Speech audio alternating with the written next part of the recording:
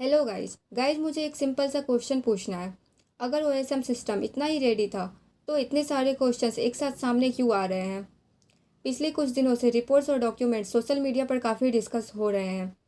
Report के according CBSE OSM system के लिए मल्टीपल टेंडर्स निकालने पड़े। कुछ रिपोर्ट्स में कहा गया कि पहले राउंड्स में सूटेबल वेंडर नहीं मिला।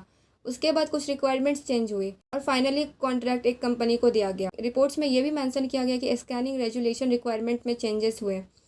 कुछ इंफ्रास्ट्रक्चर रिक्वायरमेंट्स भी मॉडिफाई की गई। सॉफ्टवेयर मैच्योरिटी रिक्वायरमेंट्स को लेकर में डिस्कशंस हो रहे हैं और बाद में स्टूडेंट्स ने blood scans, missing pages, wrong copies, portal issues और वेरिफिकेशन कंसर्न जैसे कंप्लेंट राइज किए।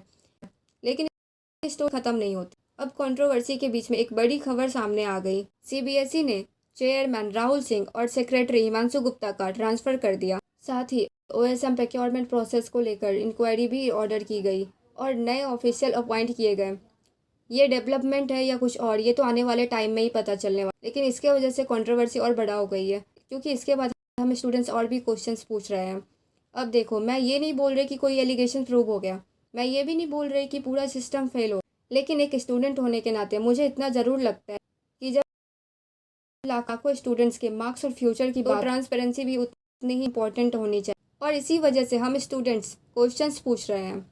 अगर सब कुछ प्रॉपर प्रोसेस के थ्रू हुआ है तो जितने क्वेश्चंस उठ रहे हैं उतने ही क्लियर आंसर्स भी मिलने चाहिए, क्योंकि बात सिर्फ एक कॉन्ट्रैक्ट का नहीं है, बात हम स्टूडेंट्स का है जिन्होंने पूरा साल मेहनत की।